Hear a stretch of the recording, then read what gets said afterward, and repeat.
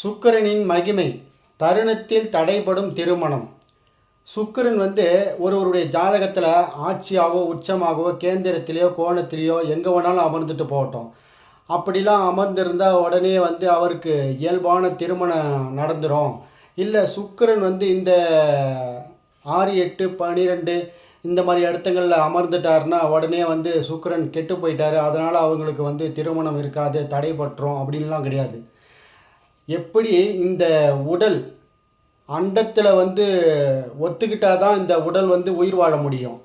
அண்டத்துக்கு புறம்பாக இந்த உடல் இருந்துன்னா உயிர் வாழ முடியாதோ, அந்த மாதிரி ஒருவருடைய ஜாதகத்துக்கு சந்திரனுடைய புள்ளிக்கும் லக்கண புள்ளிக்கும் சுக்கிரன் எந்த விதத்தில் எந்த வீட்டில் எப்படிப்பட்ட கிரகத்தில் அமர்ந்திருக்கிறாரோ அதுதான் சுக்கிரனுடைய மகிமை.